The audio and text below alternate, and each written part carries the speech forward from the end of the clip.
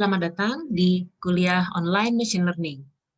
Materi bahasan kita, pertemuan ini adalah Instance-Based Learning.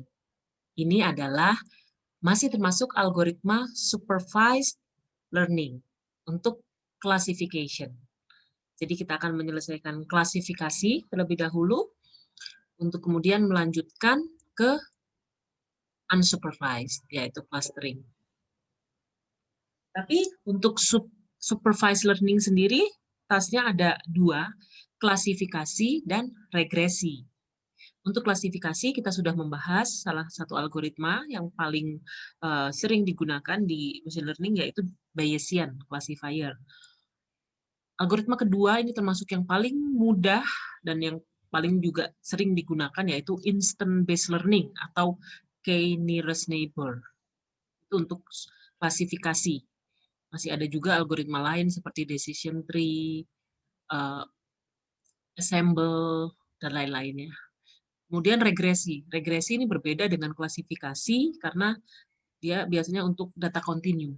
Prediksi data yang nilainya kontinu, angka, numerik. Gitu. Sedangkan klasifikasi, prediksi nilainya diskrit atau kategoris. Itu aja perbedaan prinsipnya yang harus kalian pahami. Baik, kita lihat instant-based learning. Jadi dari istilahnya instant-based. Learning-nya ini berdasarkan instan yang diberikan. Ingat, karena ini adalah supervised learning algorithm, maka supervised-nya dia itu harus diberi data training, data set yang dilatihkan agar dia bisa mengenerate modelnya. Ya. Itulah prinsip dari supervised learning. Instant-based learning ini dikenal juga dengan istilah lazy learning. Kenapa dia lazy? Kenapa dia males? Karena dia hanya learning berdasarkan instan yang diberikan aja. Berbeda sama Bayes.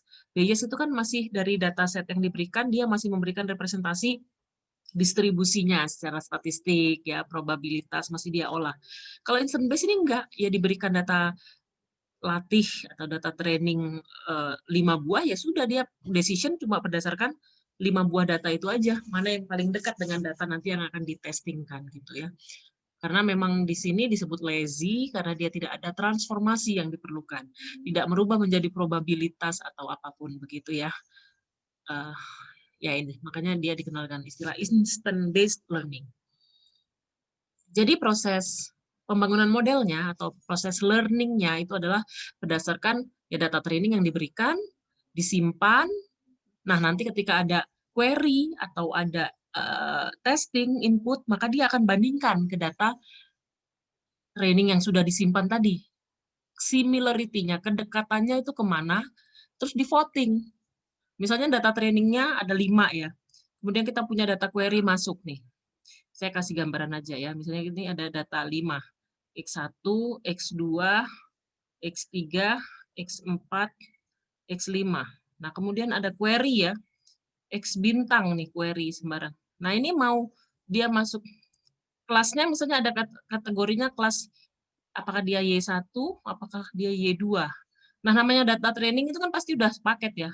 X1 misalnya dia kelasnya adalah Y1, si X2 adalah kelasnya Y2, dan seterusnya gitu ya, punya masing-masing. Ini di voting nantinya. Dia paling dekat jaraknya kemana? Misalnya terdekat jaraknya ke sini. Nah, tergantung. Dia mau voting berdasarkan berapa tetangga. Misalnya 2 tetangga yang terdekat. 2 tetangga yang terdekat ini labelnya apa nih mayoritas? Ternyata mayoritas labelnya adalah Y1. Nah, maka X1 ini dipastikan masuk klasifikasi Y1. Jadi prinsipnya itu sederhana aja seperti itu, tapi kita akan lihat ya lebih detailnya lagi ya. Jadi di sini instant based learning tidak pernah membangun explicit hipotesis ya, general hipotesis, atau dia tidak membuat generalisasi model yang baru gitu kan, melainkan ya hanya melakukan komputasi sederhana. Setiap kali ada query atau data tes ya diklasifikasikan berdasarkan instan yang dia miliki atau data training yang sudah direkam. Saya lanjutkan. Nah, algoritma instant based dikenal dengan istilahnya KNN. K ya. K ini untuk menunjukkan nilai K buah tetangga tadi ya untuk votingnya. Biasanya ya nilainya ganjil. Kenapa? Kalau voting nilainya genap kan nanti imbang hasilnya gitu. Nggak bisa diputuskan dia masuk yang kelompok mana. Maka K ini biasanya ganjil, ya nilainya 1, 3, 5, 7, 9, dan seterusnya. K di situ untuk nilai jumlah tetangga ya. NN adalah nearest neighbor, tetangga terdekat. Maka KNN itu sebenarnya K buat tetangga terdekat. Gitu, ya. Ini adalah algoritma yang sederhana, sering digunakan pada instant based learning algorithm ya, KNN. Asumsinya semua instan adalah poin data dalam suatu dimensi, ruang dimensi N, di mana ruang dimensi N ini adalah ruang fitur ya, atau jumlah dimensi fitur. Kemudian ada tetangga-tetangga di ruang dimensinya. Dan jarak dengan tetangganya ini biasanya dihitung menggunakan Euclidean, rumus Euclidean ya, untuk menghitung similarity atau jarak, selisih. Dan K adalah jumlah tetangga. Nah, di sini ya penggambaran grafik. Misalnya kita punya nilai ya, titik-titik di dalam Voronoi cell, ini namanya istilahnya itu adalah Voronoi diagram ya. Ini adalah nearest neighbor. Artinya kalau titik ini tetangganya siapa aja, gitu kan. Kalau saya punya titik di sini, tetangganya ini. Tangga itu yang benar-benar areanya tuh menempel gitu. Ini bukan tetangganya nih, jauh nih. Kalau si ini tetangganya ya ini yang adjacent ya, yang nempel gitu, berkoinsidens nih. Itu Voronoi diagram ya. Untuk semua sampel ya, any sample, the nearest sample is determined by the closest Voronoi cell. Jadi kita setiap data itu punya Voronoi areanya ya. Prinsipnya begitu. Misalkan data kita nanti adalah di sini aja, siapa tetangga dia? Tetangganya yang nempel areanya. Ada tetangganya ada 1, 2, 3, 4, 5, 6. Seperti itu ya. Yang nggak nempel bukan tetangganya. Ini penggambaran secara grafik yang disebut sebagai Voronoi diagram. Ide dasarnya adalah menggunakan properti ya, klasifikasi KNN ini menggunakan aturan untuk memutuskan suatu query atau data tes itu memiliki klasifikasi apa, labelnya, kategorinya, berdasarkan mayoritas tetangganya. K buah tetangganya ini di dalam training sampel ya akan diurutkan. Dan tentu saja urutan ini artinya yang terbesar itu jaraknya itu kan paling dekat ya, di mana ya dia memiliki kemiripan terdekat dengan tetangganya. Sehingga jarak-jarak terhadap tetangganya itu kecil, nah nanti diurutkan. Urutan peringkat terbesar itu adalah tetangganya yang terdekat. Kalau tetangga jauh itu sudah tidak masuk di dalam tetangga langsung gitu ya di peringkatnya. Biasanya K itu ganjil pemilihannya. Ketika K sama dengan 1, ya disebut nearest neighbor rule gitu saja, cuma berdasarkan satu tetangga terdekat saja. Tapi lazimnya digunakan lebih dari 1. Ini adalah algoritma KNN ya. Jadi untuk semua training instant, X, Fx ini artinya data X ya, fitur X ini memiliki kelas atau label Fx ya. Itu disebut training instant. Lalu kita akan memberi query atau testing key data test yang akan kita klasifikasikan, maka kita lihat terhadap data X1 sampai XK aja ya. Data aslinya kan sampai N, tetapi K ini hanya K buah tetangga terdekatnya ya. Seperti itu. Nah, kita akan cari ini ya, label dari FK ini, kategorinya apa, prediksinya itu berdasarkan jumlah ini ya, kelas K-nya. Argmax itu yang label maksimum. Banyaknya jumlah label tetangganya. Mayoritas itu apa dari K buah ya, misalnya ada 5 buah tetangga, tetangga 1 ini labelnya kelas apa, Fx-nya misalnya dia kelas labelnya tadi ya salmon, terus tetangga 2 labelnya sea bass, tetangga 3 salmon, tetangga 4 salmon, tetangga 5 sea bass gitu. Makanya yang banyak salmon kan, maka diputuskan si Q ini adalah kategorinya salmon karena maksimum tadi jumlah kelasnya dari K buah tetangga. Itu ya. Jadi itu ya, V adalah finite set, urutan terhingga dari kelas value. Ya, delta AB adalah 1 jika A sama dengan B, dan 0 otherwise. Artinya, ya kalau dia label kelasnya dihitung ya, 0. A, B itu label dari tetangga, label kelas kategorinya ini dihitung apakah dia masuk kelas A atau kelas B, seperti itu. Prinsipnya kita akan cari jumlah maksimum ya, jumlah maksimum dari label ya. Nih, kan setiap satu kelas label satu nilainya. Secara intuitif, KNN algorithm akan meng-assign setiap query berdasarkan instance of the majority class. Jadi, secara dominan tetangganya itu kelasnya mayoritas apa gitu dalam K-buah tetangga. Itu prinsipnya di sini. Maka si query ini akan masuk kelas yang dominan tetangga-tetangganya. Kita lihat ilustrasinya ya secara sederhana. Misalnya ini kita ini ya lingkaran ini kan data ya, ruang dimensional tuh ya, dimensional space-nya ini data-datanya menyebar seperti ini. Ada berapa buah data atau dataset. Data itu yang plus minus ya. Kita lihat ada 1, 2, 3, 4, 5, 6, 7, 8, 9. Jadi 9 buah data training. Di mana masing-masing kita tahu ya data ini labelnya ada kelas positif dan kelas negatif. Ada 2 kelas berarti ya. Dalam data training ada 4 buah data positif dan ada 5 buah data negatif. Nah, lalu kita tujuannya kan cari sebuah query ya. Query ini data testing ya, yang tidak ada di dalam instant trainingnya. Kita akan tes dia ini masuk kelas positif atau negatif. Caranya kita tentukan dulu K-nya. Karena tidak semua data kan harus bisa menjadi K atau tetangga langsung, tetangga dekat. Di sini ditentukan misalnya K-nya 5. Berarti ya dihitung terhadap semua ini jaraknya, semua tetangga itu jaraknya dihitung ya. Dari titik Q ini terhadap ini, terhadap ini. Dihitung dengan Euclidean distance untuk mencari similaritasnya, yaitu jarak terdekat. Ini jauh ke sini kan? Sini jauh ke sini. Sini juga jauh. Artinya kita dapat lingkaran ini adalah K buah tetangga terdekatnya, 5 buah. Nah, dari tetangga yang terdekat tadi kita pakai Kronecker function, kita hitung arcmax-nya. Dari tetangga itu, yang kelas plusnya ada 2, kelas minusnya ada 3 kan? Kelas minus ada 3, kelas plus ada 2. Di voting, mana yang paling mayoritas, maka arcmax tadi kan, yaitu kelas minus. Maka diputuskan si Q ini, data Q ini adalah prediksinya label kelasnya minus.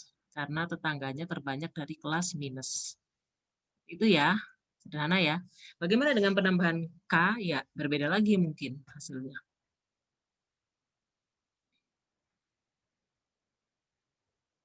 Lalu ada distance weight.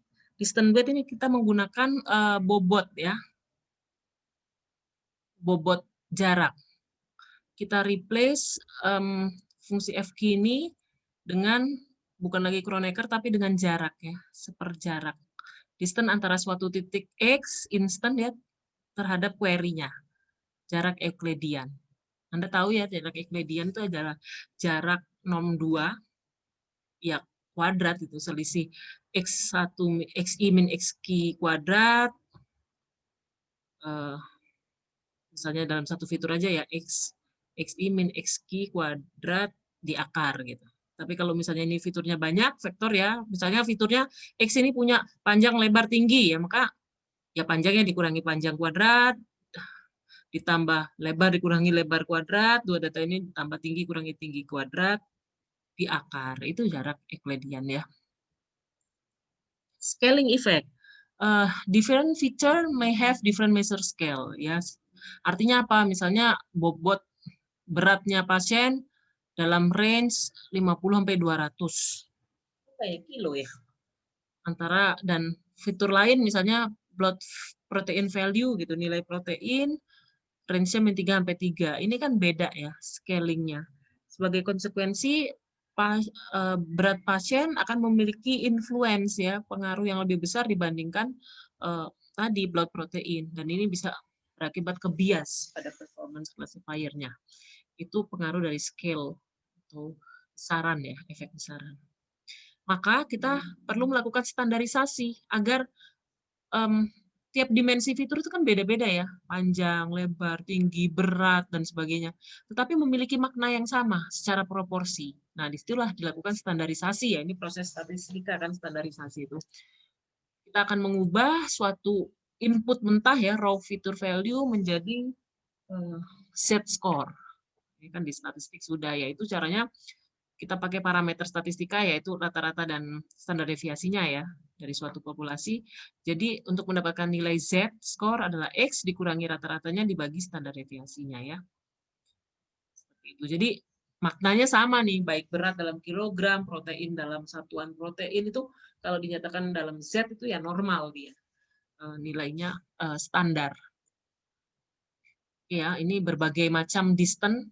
Distance tuh nggak hanya Euclidean ini tadi loh ya, sigma norm 2 gitu. Kita punya juga norm 1 harga mutlak ya, disebut juga Manhattan atau City Block Distance, ada Minkowski, ini ya, norm 3. Canberra, Chebyshев, distance maksimum, Mahalanobis, chi-square, dan lain-lain. Ini distance function ya, tapi memang yang lazimnya digunakan adalah Euclidean, norm 2.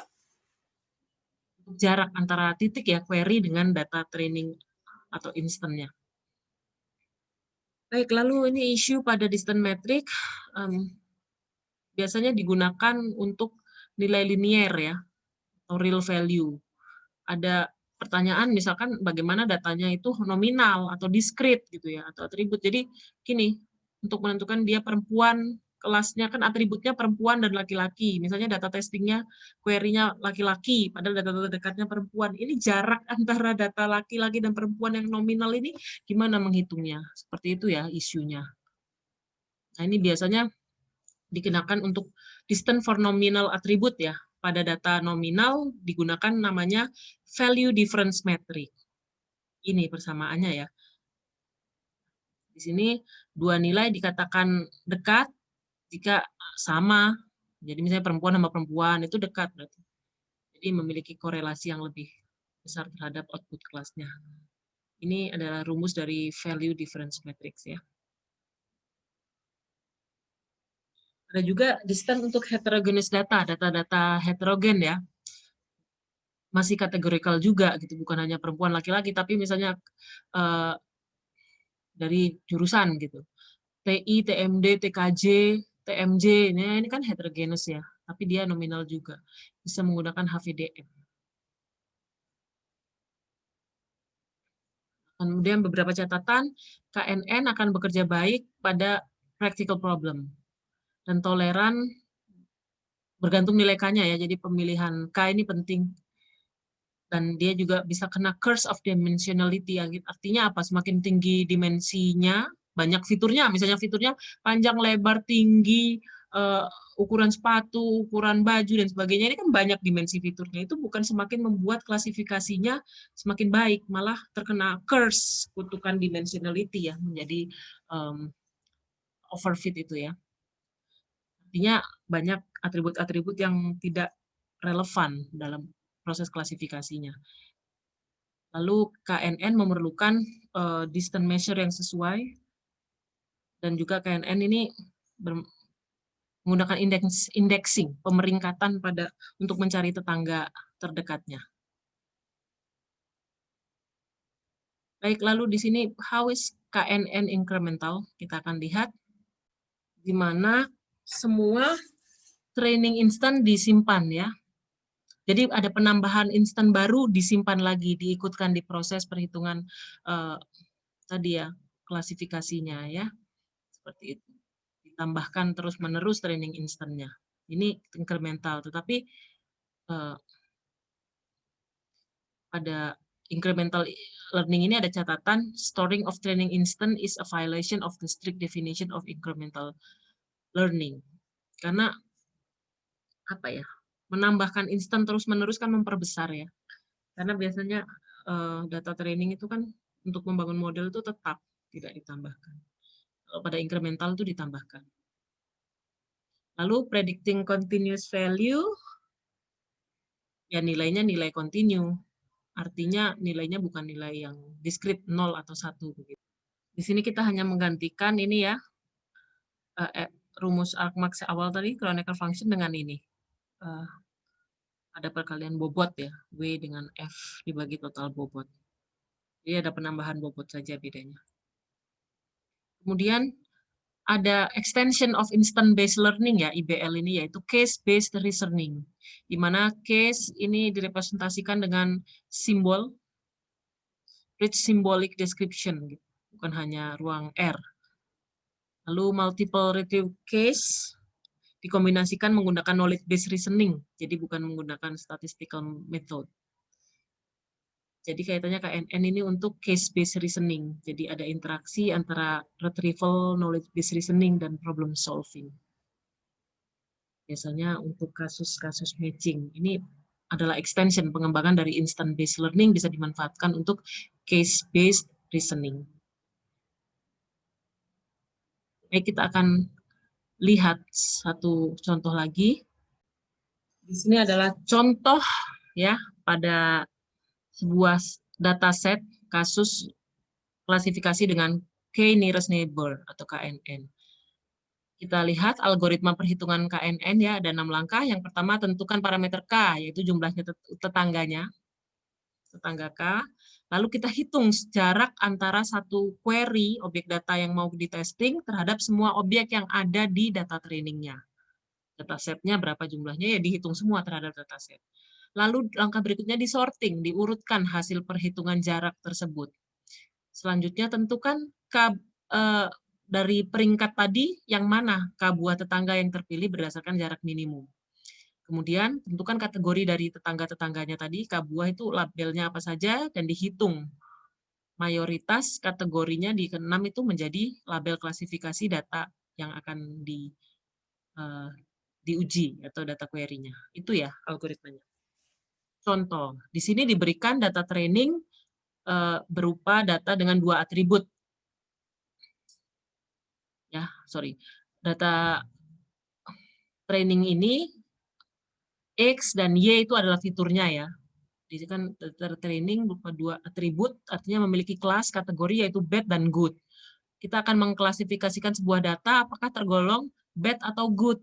Contohnya begini ya. Misalnya data pertama, ini fiturnya ya, X, Y itu. Katakan X itu apa ya? Panjangnya, Y itu lebarnya. Jadi ini satu tuple atau satu row ini menjelaskan satu buah data. Data X ini misalnya kita anggap aja dia buku ya, bukunya memiliki laptop lah gitu. Laptop memiliki panjang 7, lebarnya 6 cm. Jadi ini kan satu data ya, kita sebutnya satu data dengan 2 dimensi fitur atau atribut X, Y. Jadi X sama Y ini pasangan, bukan nilai berdiri tunggal gitu, bukan. Nah ini yang disebut fitur vektor ya. X ini adalah fitur vektor, artinya kenapa? Kita memberikan data trainingnya sejumlah 1, 2, 3, 4, 5, 6, 7 data ya. 7 data, dan ini sepasang. Misalnya ini laptop pertama, laptop kedua, laptop ketiga, seterusnya itu ya. Sorry, di sini data trainingnya hanya 6. Karena data ketujuh adalah data yang mau kita testing. Kita ujikan berdasarkan learning dari 6 data atau instannya tadi. Di mana data pertama kelasnya bad, data 2 bad, data ketiga bad. Dengan fitur ini ya, data keempat good, 5 good, 6 good. Maka si data ketujuh yang X-nya 3 dan nilai Y-nya 5 ini apa? Klasifikasinya menurut prediksi machine learning. Apakah dia kelasnya bad atau good? Kita akan coba melihat penyelesaiannya dengan KNN. Langkah penyelesaian yang pertama, tentukan parameter K. Misal, kita tentukan, ya ditentukan yang memang ini disetting oleh programmernya ya, desainer machine learning-nya. Misalnya K-nya 3, artinya kita hanya mengevaluasi 3 tetangga terdekat saja untuk voting kelasnya. Yang kedua, hitung jarak antara data baru atau data query tadi ya, yang data ke-7 dengan semua data training, ke-6 data yang ada. Kita gunakan rumus Euclidean distance. Ini proses perhitungannya ya. Lihat, perhatikan ini adalah data 1 sampai 6. Karena adalah data training kan. Dan data ke-7 tadi, perhatikan kita punya data ke-7 adalah X-nya 3, Y-nya 5. Oke. Maka ini ya, kita hitung terhadap 7,6 ini rumus Euclidean-nya ya. 7 min 3 karena X-nya 3 kan dari data yang kita testing, dan ini 6 min 5. Perhatikan ya, di sini nih. 3, 5. Ini data testing kita nih, jangan salah. Masing-masing terhadap semua, kan data trainingnya ada 6 buah, berarti dihitung masing-masing. Kan kita mau hitung jarak ya, terhadap masing-masing data training ini. Data testing kita adalah 3,5 X, Y-nya. Di proses perhitungan Euclidean distance-nya untuk 3,5 ini, dapat ini nilainya ya, jarak-jarak. Langkah berikutnya apa? Kita akan urutkan jarak yang mirip, paling mirip adalah jaraknya tetangganya kecil ya. Jadi diurutkan ascending ya, dari kecil ke besar. Nah, ini ya, kita urutkan. Urutan jaraknya di sini, ini nggak urut nih ya. Artinya ya ini paling kecil kan yang ini. 1, nomor 2 ya, data ke 4, nomor 3, data ke-3. So, ada yang sama jaraknya ya, berarti peringkat 4 dan 5. Nah, ini kita ngambilnya cuma yang 3 buah aja, karena diminta K-nya 3 ya, yaitu ini, peringkat 1, 2, 3 saja. Berarti data ini ya, data 3, 4, 5. Lalu kita periksa ini ya, seperti itu. Karena K-nya yang diminta 3. Selanjutnya, langkah keempat, tentukan kategori dari data terdekat tadi. 1, 2, 3 tadi, datanya adalah, ini kan, kelasnya ya, dicek di tabel pertama. Si data ketiga itu bad, data keempat good, data kelima good ya, bad, good, good. Ini kan dihitung, kelas bad-nya cuma 1, kelas good-nya 2. Nah, maka data kita yang ketujuh tadi, terhadap 3 tetangga itu paling dekat adalah ke kelas good. Karena jumlahnya tetangganya yang milik good ada 2. Maka data kita 3,5 tadi adalah masuk kelas good. Seperti itu klasifikasinya. Itu diimplementasikan dalam program untuk prediksinya ya. Jadi langkah kelima adalah mayoritas, data mayoritas. 3, 4, 5 tadi kan 2 ya yang good, voting yang bad-nya cuma 1, maka data kita adalah masuk kategori good. Dan seterusnya, kalau ada data instan baru lagi ya dievaluasi terhadap ke-6 buah data training tadi. Oke, demikian penjelasan dari K-nearest neighbor atau instant based classifier. Terima kasih.